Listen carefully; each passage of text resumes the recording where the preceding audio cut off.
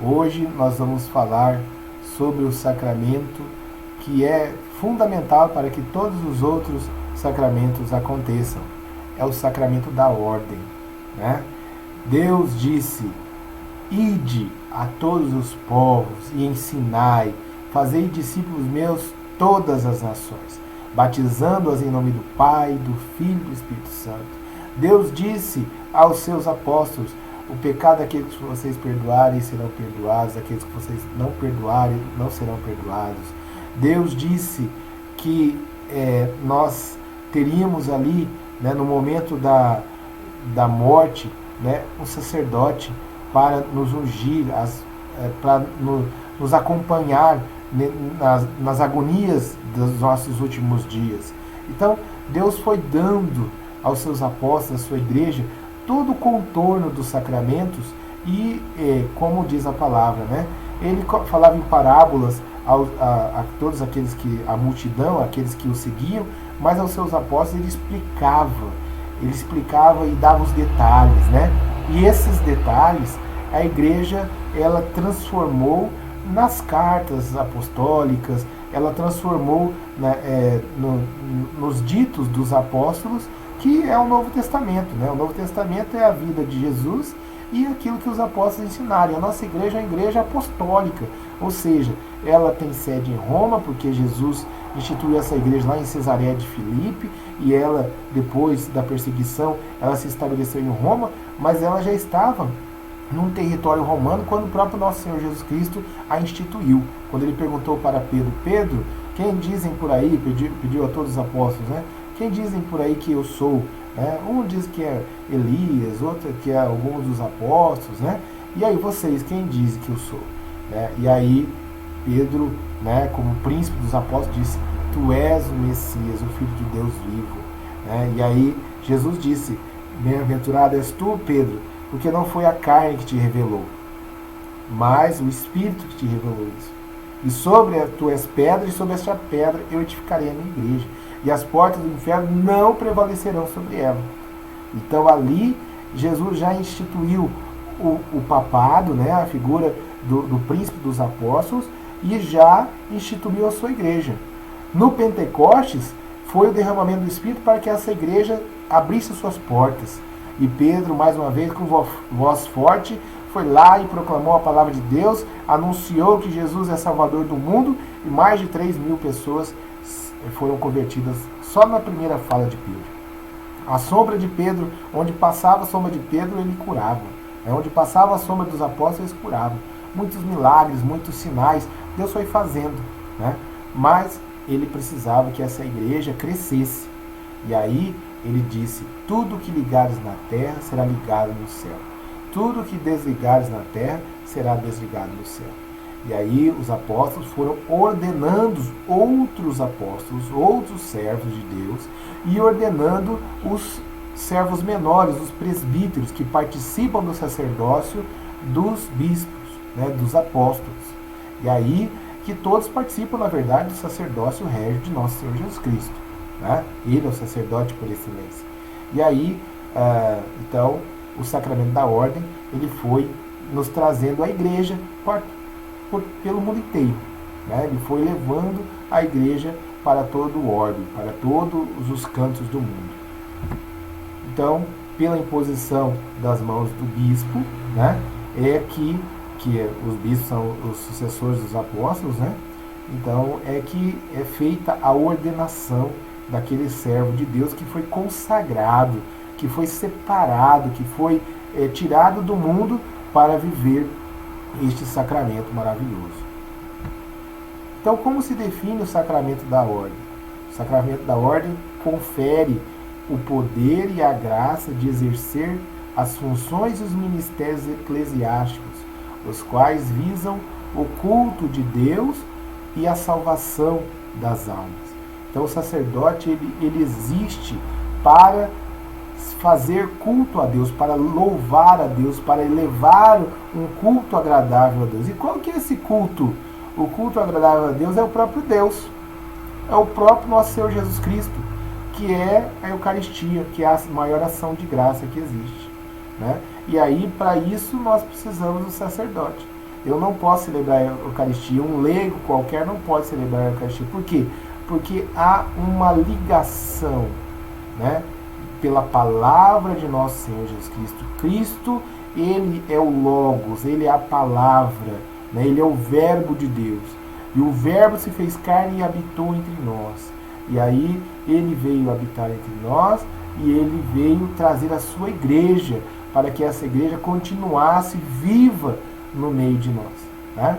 E aí elegeu-se os servos. Jesus escolheu 12 apóstolos, depois os 12 apóstolos eles tiveram que escolher um substituto para Judas, depois os 11 que ficaram, né, tiveram que escolher um substituto para Judas, para permanecer esse número de 12, e aí depois a igreja foi crescendo, e foi crescendo no meio da perseguição, foi crescendo no meio dos martírios, mas ela foi crescendo em graça, em santidade, em fidelidade.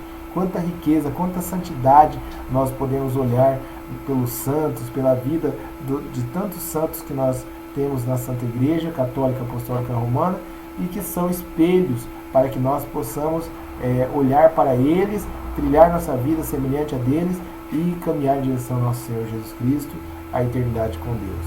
Então, quais são a matéria e a forma do sacramento da ordem? A matéria é a imposição das mãos.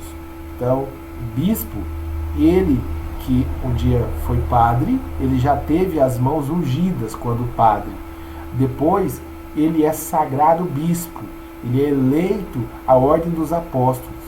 E aí, quando ele é sagrado bispo, né, ele passa a ter o poder de impor as mãos e unir justamente o céu à terra. Aquilo que vocês ligarem no céu será ligado na terra. Aquilo que vocês ligarem na terra será ligado no céu, né? E aquilo que vocês desligarem na terra será desligado no céu. E o bispo, então, ele tem o poder de unir, né? Assim como o sacerdote também, né? Ele recebe esse poder de unir o céu à terra, de abençoar, de administrar os sacramentos. E qual a forma, como esse sacramento ele é realizado, né? Então existe uma oração consecratória, né, onde o bispo ele impõe as mãos sobre a cabeça do ordenando, né, e aí ele reza a oração consagrando aquele filho ao serviço do ministério da ordem, do presbiterato, né? Então o ministro que celebra é o próprio bispo, né? Ele celebra e as mãos dele que é a matéria. Através das mãos do bispo é que nascem os novos padres. E quais são os graus do sacramento da ordem? Então, o sacramento da ordem ele tem 3 hierarquias, né? O primeiro é o diaconato, onde o diácono ele tem o poder de assistir o sacerdote no altar e proclamar o evangelho e ministrar batismo e assistir matrimônios, ambos com licença do pároco. E também pode pregar a palavra de Deus com a devida autorização. Então, hoje nós estamos dentro de um ambiente de laicato, né, onde o leigo faz muitas coisas, mas, percebam, quem pode estar no altar, né, tem que ter, já participar da ordem, do sacerdote nosso Senhor Jesus Cristo, do sacerdócio régio de nosso Senhor Jesus Cristo. Então, não seria qualquer um que pode estar no altar. Né? Não é discriminação? Não é discriminação. É que o altar é um lugar sagrado. É um lugar para aqueles que foram consagrados. E aí nós temos que ficar muito atentos a isso. Né? Então, o diaconato é o primeiro momento em que alguém se eleva ao altar, vai poder participar do altar. E ele pode proclamar o evangelho, ele pode ministrar batismo, assistir matrimônios, né? Ambos com licença do pároco. E também pregar a palavra de Deus com a devida autorização. Aí vem o presbiterato. Né? O presbiterado, ou presbiterato, né? é justamente a função de sacerdote. Então, os presbíteros, eles dependem dos bispos no exercício de suas funções pastorais. Então, é o bispo de cada diocese que autoriza o padre, o sacerdote, o presbítero, a realizar as funções dentro do ambiente da sua diocese. Né? Então, a diocese é o território de cada bispo. E o bispo é que dá autorização para o sacerdote, o presbítero, exercer seu ministério. E ele pode ministrar os sacramentos do batismo, da Eucaristia, né, que é celebrar as missas e consagrar a Eucaristia. Né, ele pode atender confissão, né, e ele só pode atender celebrar casamentos, né, assistir os casamentos e dar a unção dos enfermos, a extrema unção. Ele só não pode, né, celebrar o sacramento da ordem, ou seja, que é o bispo que ordena, né, e ele, para celebrar o sacramento do crisma, ele precisa de autorização especial do bispo, que também é o sacramento do crisma, ele é o ministro que é o ordinário efetivo para celebrar o sacramento do crisma, é o bispo, né?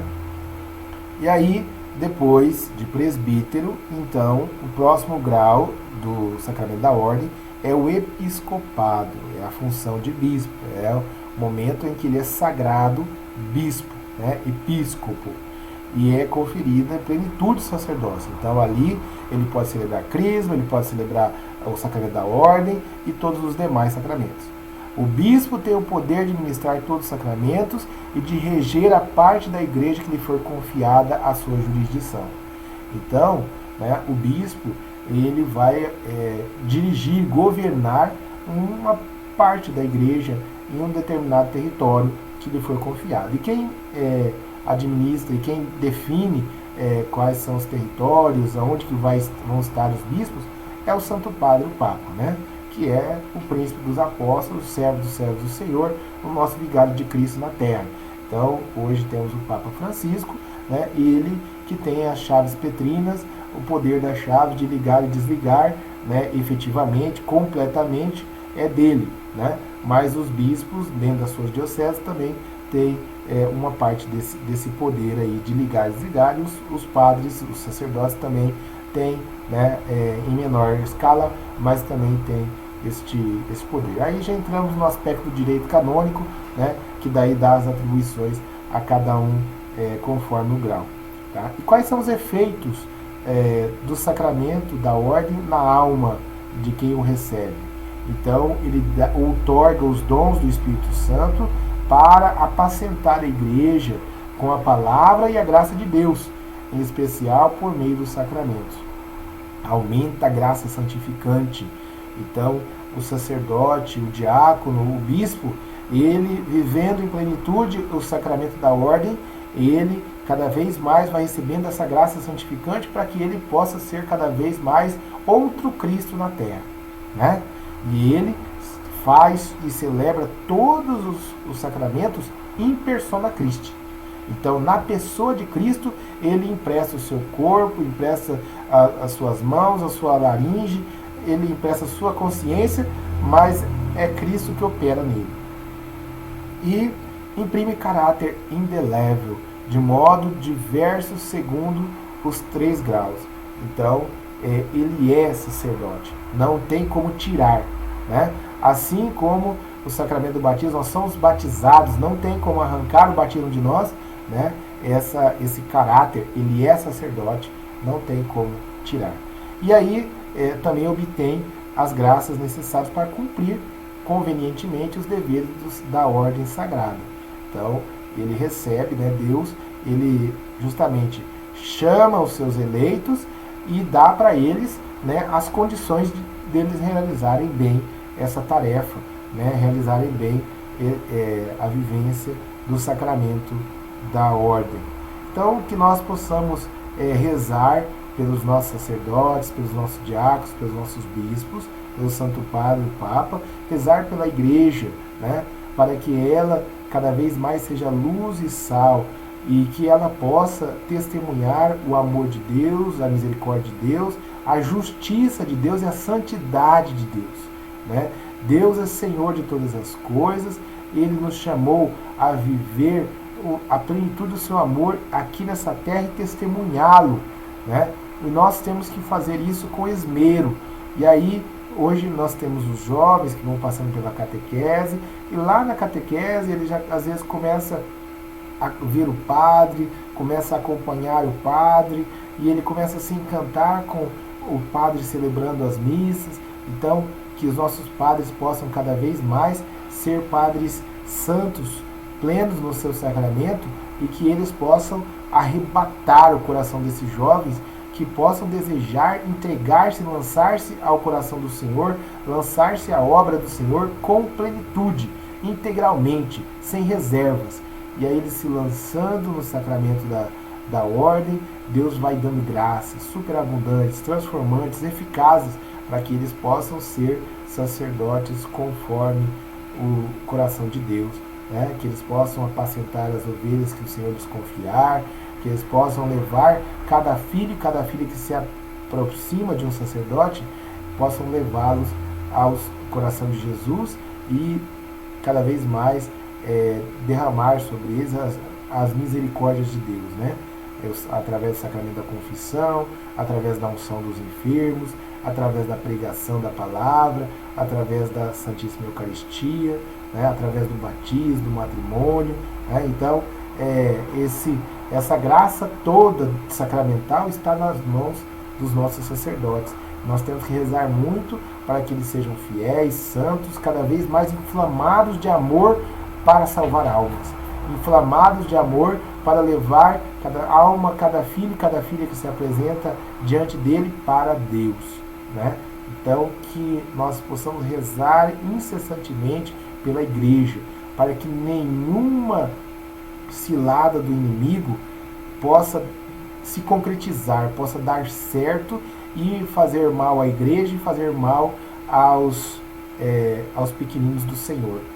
Então, que os nossos sacerdotes, os nossos diáconos, os nossos bispos sejam ungidos pelo Espírito Santo, e que o Espírito Santo possa derramar os seus dons e fortalecê-los e fazê-los cada vez mais sábios diante de Deus, com a sabedoria verdadeira, a sabedoria evangélica, a sabedoria, não a sabedoria humana, né, mas a sabedoria divina, aquela que faz, através do discernimento dos Espíritos, levar o servo de Deus a confiar em Deus, a entender que cada pessoa que está nessa terra está para conhecer, amar e servir a Deus. Então, que esses argumentos relativistas, esses argumentos humanistas, esses argumentos que muitas vezes progressistas, onde nós temos inclusive pessoas de alta autoridade que se deixaram seduzir por esses argumentos e que começam a pensar mais na realidade humana do que na realidade divina, mais na salvação do corpo do que na salvação da alma, mais na preservação da paz do que na luta que cada um de nós precisa travar contra o pecado, contra o mundo e contra a carne, né? Que nós rezemos para que isso não aconteça dentro da nossa igreja, que caia por terra todo argumento herético, que caia por terra todo argumento malicioso que o inimigo foi colocando no coração dos filhos e filhas de Deus, principalmente dos nossos sacerdotes, que levam e conduzem o povo a caminhar em Deus. Então, se nós rezamos bastante, teremos sacerdotes santos. E se os nossos sacerdotes são santos, nós seremos santificados pela comunhão nesse sacerdócio e também pela nossa vida de fé. Agora, se nós simplesmente olhamos os erros, olhamos os problemas que vêm acontecendo, os escândalos, e não rezamos pela igreja, e não rezamos pelos nossos sacerdotes, pelos nossos bispos, pelo nosso Santo Padre e Papa, nós estamos pecando e estamos deixando eles sem a principal munição na guerra contra o mal, que é a oração. Então, é preciso que o sacerdote reze incessantemente, mas é preciso que nós sejamos intercessores por esses nossos sacerdotes. E rezemos pelas vocações. Rezemos para que o Senhor mande operários para a sua messe, né? E aí, como um desdobramento da vida sacerdotal, nós temos a vida religiosa. Então, às vezes, o servo de Deus, ele quer ficar como irmão do Senhor. Então ele quer ficar como um frei, como um irmão, como uma freira, como uma irmã, né? E aí existe o ramo da vida religiosa e consagrada para tanto homens quanto mulheres, né?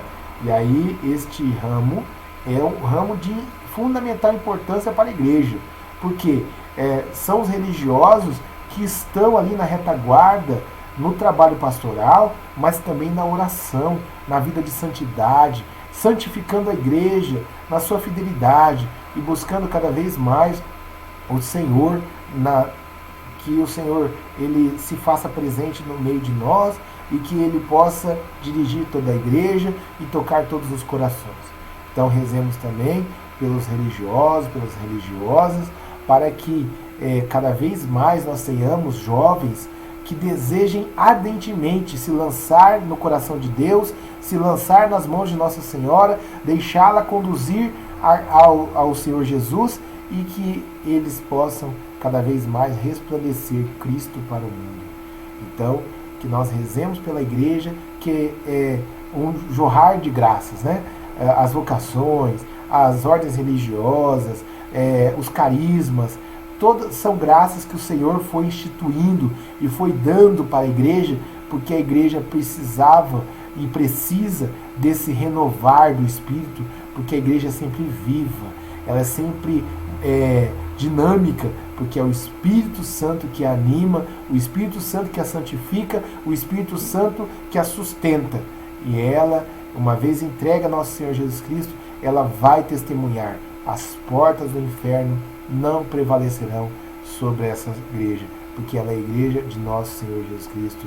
É a igreja de Cristo, não é a minha igreja. A nossa igreja é a igreja do Senhor. O Senhor é que fundou a Igreja Católica Apostólica Romana, que elegeu seus apóstolos, que elegeu Pedro como o primeiro Papa, e através de São Pedro, através dos apóstolos, que depois nosso Senhor Jesus Cristo chamou São Paulo, grande apóstolo, incansável artífice do Evangelho, né? Ele que não deixou de anunciar Jesus a todos os cantos, ele que é um testemunho vivo de entrega a Deus, de rompimento com o homem velho, com o pecado, com aquelas escamas que cegavam seus olhos, ele que caiu do cavalo para se levantar como um homem novo. Ele é um dos testemunhos que nós temos de conversão, de santidade, de eleição de Deus. E essa igreja, sustentada nesses pilares que são os apóstolos, São Pedro, São Paulo e todos os demais apóstolos, São Mateus, São Tiago, Santo André, né?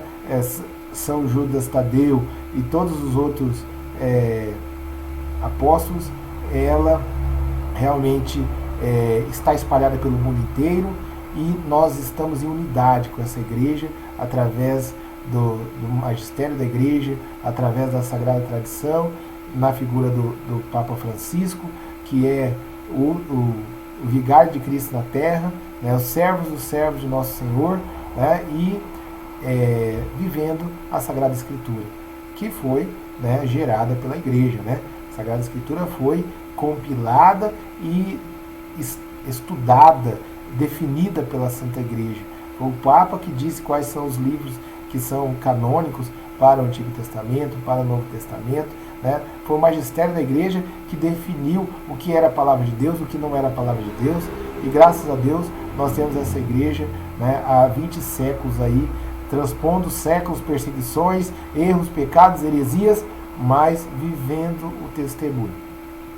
Então que você possa rezar por essa igreja e que os sacerdotes possam ser cada vez mais fiéis e santos e ter um coração inflamado de amor pela salvação das almas, pela santificação da igreja, pelo triunfo do Imaculado Coração de Maria e do Sagrado Coração de Jesus. Queremos Deus. Este é o canal católico que quer anunciar as verdades da fé, conforme nós estamos bebendo da graça de Deus e vivendo a cada dia.